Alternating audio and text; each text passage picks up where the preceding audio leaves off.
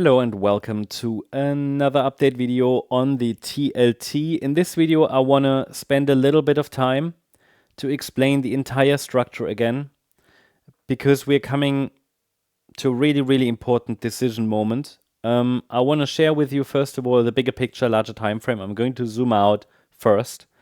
Then we'll take a look at the bigger picture, larger time frame. And then I will talk about the, in my opinion, most probable scenarios here for the price to develop here on the 1 hour time frame. Elliott Wave structures. This is not what I want to show you. We are going to move them around a little bit. So hang in there with me. To understand what's really happening on the smaller time frame, we first need to understand what's actually happening on the larger time frame. So let us zoom out a little bit. Let's go to the daily time frame. Maybe even 4-day. And this is, the TLT chart, iShares 20 plus year Treasury Bond ETF. What you see here is, you could say, a long-term uptrend that started in 2004. We had a rally into the, all-time high, really, in 2020. And this is when a correction started. And I don't assume that this overall correction is over. Yeah. The idea is this will likely continue because it is a 5-wave move down after a 3-wave rally. Okay, so we do have a 5-wave move down that gives us a lot of information, because if we have a 3-wave rally into a substantial top and a 5-wave move down afterwards, well, that is actually quite telling, because a 5-wave move indicates where the trend is going. Now, while the trend can always change, I would need to see a 5-wave move up above resistance to change this perspective. So I need to see a 5-wave move that breaks above $153 to change trend here. Trend is down now. We have even taken out, or we are about to take out here, these swing lows from 2003, 2004.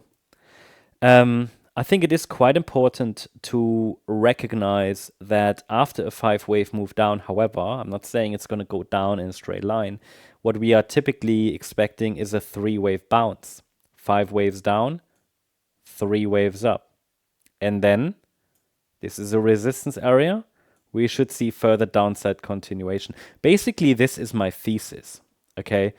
Before we zoom in further, I just want everybody to understand what the working assumption here is. It's not set in stone, it's not carved in stone, but this is a working assumption. So if we say that this move down, 2 scenarios.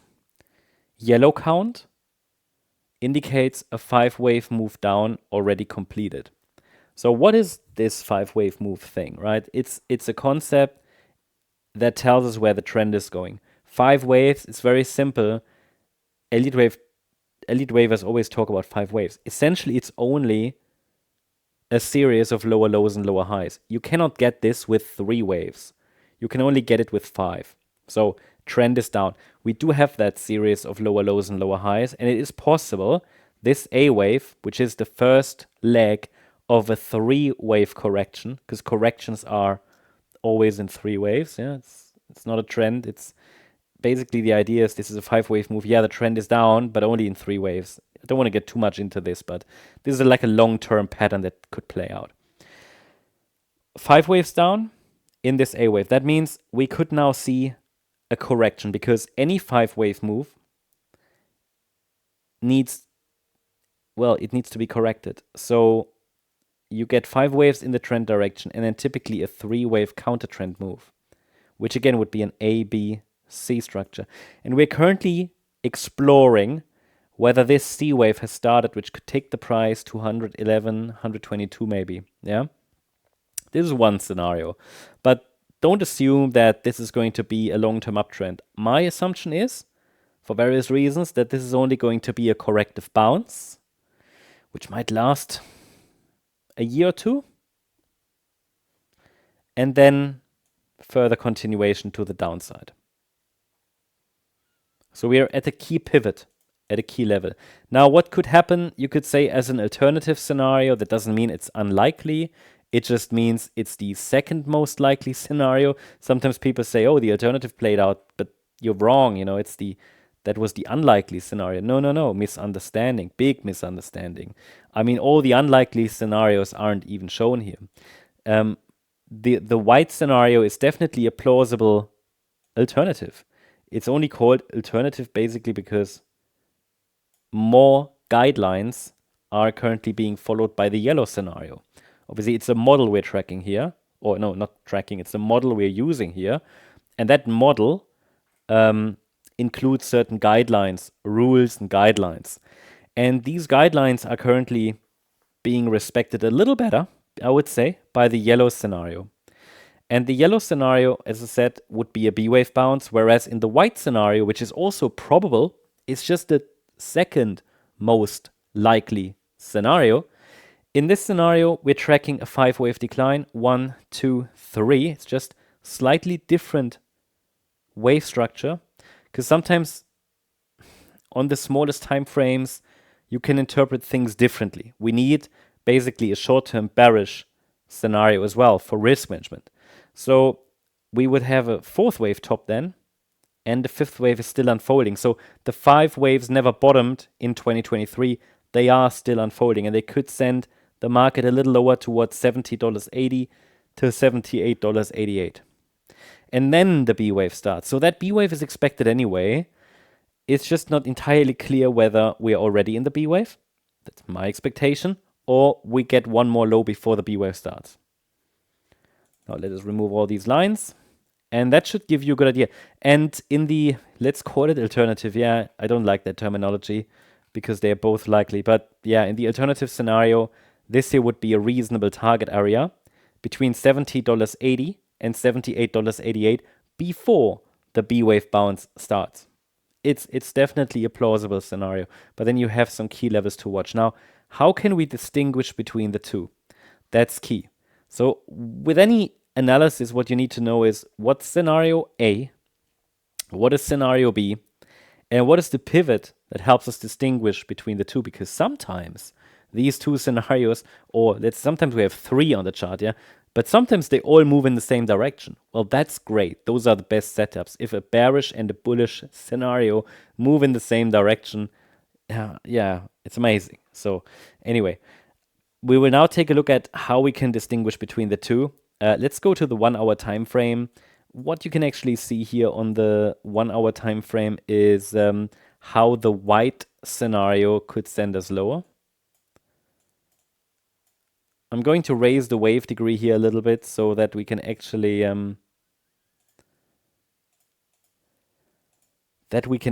talk a little bit more about the detailed wave structure on the smaller time frame. I need to increase the wave degree by 1. I have to change a few things so that we have the required level of the necessary level of detail. But yeah, in the white count, we could be stuck here in a downtrend, and on the micro level, you could say this here was an A wave down. We're now in a B wave bounce. Should also go a little higher, ideally, and then can continue lower. That's the white scenario. But see, in this scenario, we could go a little higher as well. Now in the yellow scenario, a more substantial low formed here in May. It's the B wave low, and we should be on our way higher in this C wave towards that $111 level. That's actually, I'd say I'm slightly leaning towards the yellow scenario, but to be honest, they are both plausible scenarios. It's just important to understand where do we have a let's say a reward to risk ratio that is attractive. Okay, positive. Okay, so what we talked about in previous updates here, 5 waves up. So we had a possible 5-wave move up either in the white A wave of a larger B wave, bearish count, but short-term bullish. Or this is a wave 1 in the yellow count. So white wave A, alternative, yellow wave 1, preferred. Then I mentioned in the previous update that if we can't break out of this corrective price channel to the upside, it's very much possible we're forming a so-called flat correction. I think this is what's playing out right now. And basically, we're now working on the C wave down of wave 2. What is a flat correction? Flat correction means we have an initial pullback, a 3-wave move up, often with an overshooting B wave, which is part of the correction. And now we could move down in a C wave. With that scenario, it's not required to move below the low of the A wave. So we could find a low at any point. And if we see a breakout to the upside now, then this is likely the third wave and might take us into the direction of $90, $88 to $90. Important is here to understand, again, how can we distinguish between the two? Now, ideally, they even move together in the short term, yeah, the white count and the yellow count. But up here, they will then go different routes. In the short term, though, as long as we're holding above $84, yeah, $83.90, that's the idea. If we break below $83.90, then it will become more probable that circle wave B in white already formed the top.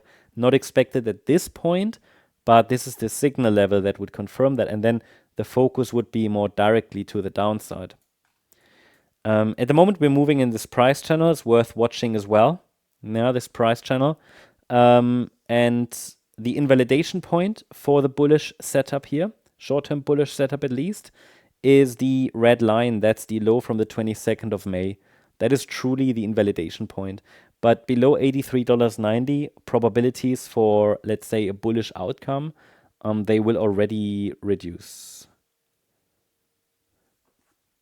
So yeah, that is the update on the TLT, which means in the very short term, I'm watching if the bulls turn up here before we break below $83.92. And earliest indication, a low of sorts is in place. Yeah, probably a break here above the $86.40 level. Better evidence would be a break above $87.20, and then focus will shift to the blue zone. It's basically important, I think, over the next few sessions to pay close attention to this support area, and where we're now, at any point, the buyers might step in. But it's worth watching for reaction first. So yeah, that's the update on the TLT. I hope you enjoyed the update. Thanks so much. Bye-bye.